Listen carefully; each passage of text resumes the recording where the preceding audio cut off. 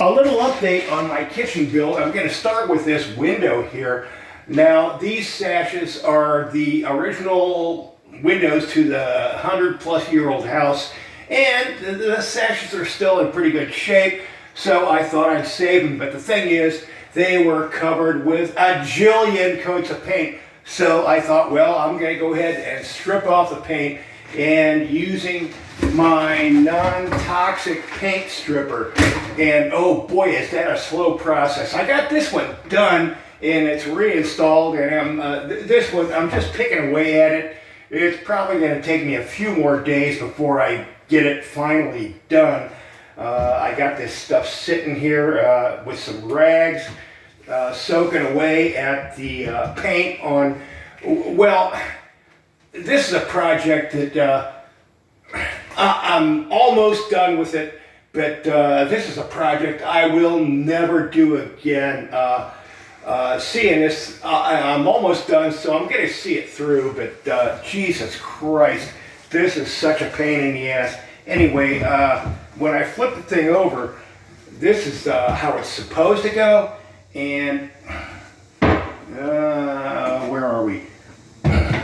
We got this little notch here where this piece of hardware is supposed to go in to this, and the original carpenter that put this thing in, and does it show? The thing is, it's in crooked. I'm going to have to do some kind of filler and fix it on this thing and make it sit straight. Jesus Christ. Like I say, this is a project I will never do again. I have a couple of bathroom windows that are very similar to this that are also covered in paint, and rather than strip all the paint off, I think what I'm going to do is just kind of do a basic sanding on them and find some paint that comes kind of close to the color of the woodwork and leave it at that. Enough said about that.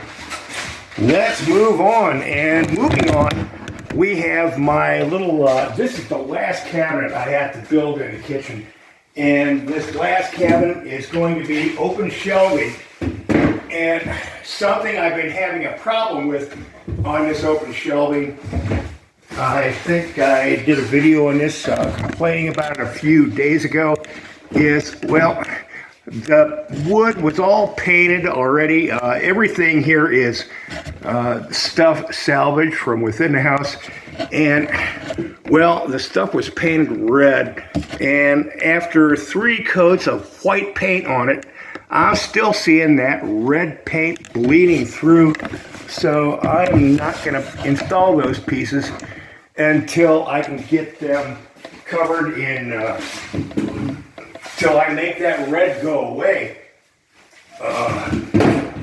This top piece here, well, it's just laying here. It's not actually installed. It's just laying there ready to go because no red paint on that. I fixed it, and I think I have a solution for my paint bleed through problem, but it's going to take a few days. I'll make a video on that in a couple of days. Hopefully my solution will work. Anyway, moving on from that, well, all the doors and drawer fronts have all been fitted and made to work correctly, but the thing is, well, no finish on them. So when I come over here, everything I already had put together, installed, tore it all apart again, and well, time to take you over to the other room, my impromptu paint shop. I guess the next couple of weeks I'm going to be spending a lot of time in here.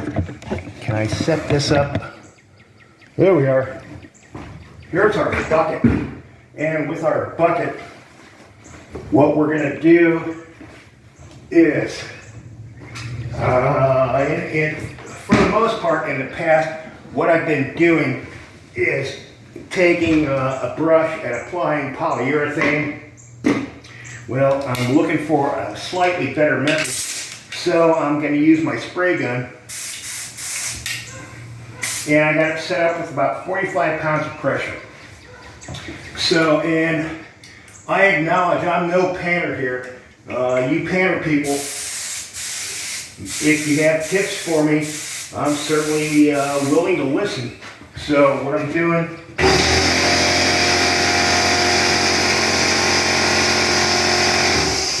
is listening to that damn compressor go.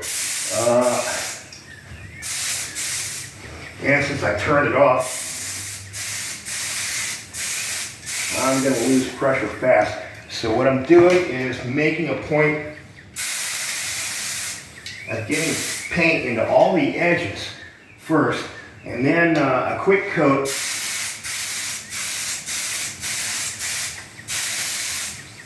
on the surface. And let's bring in close on that. Good gracious. Does it show? That looks just like shit. So what I'm doing, after spraying it on, camera's back, taking a brush again and just evening it out. And I find that this method is way faster than just trying to apply the stuff with a brush, and it seems to give me more even coverage. So starting with the panels, as I just demonstrated, then doing the rails, and this is the first coat on this. We're going to do another coat after this.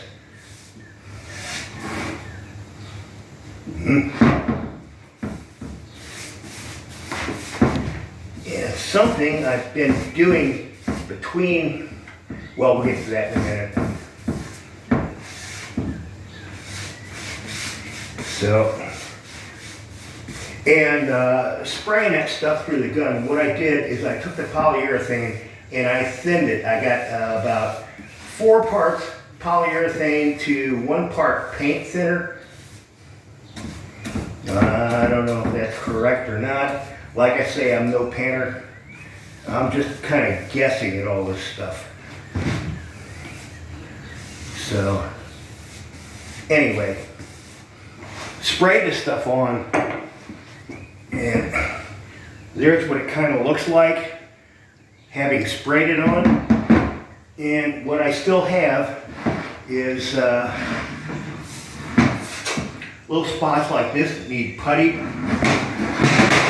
Dropped it. Good gracious. Ooh. And in that spot, I'm seeing a little spot on this. Let's try to spread that out. Yikes. Got a little icky in there. Let's try to get that icky out.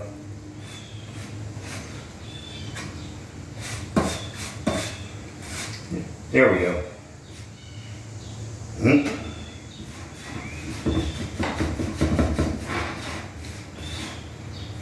Okay. So there's another one done. I'm going to go ahead and set it aside. And let's get to.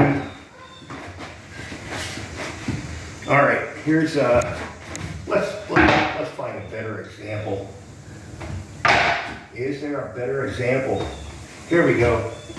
We got a drawer front here that already has 1 coat of polyurethane on it, put on with a brush.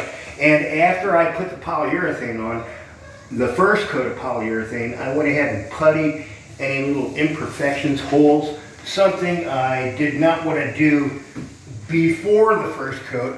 It's something I think seems to work best if I do between coats. So, well, now let's spray it.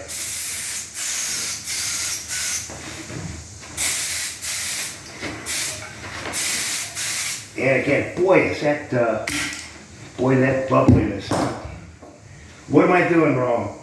I'm not sure, but I got the stuff evenly applied. so I can easily brush it out.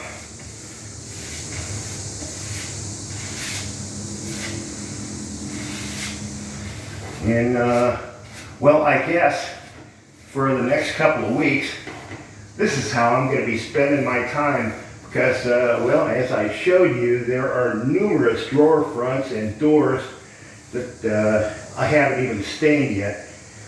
I'm putting a final finish on these things, but once these are done, I get to do the whole thing again.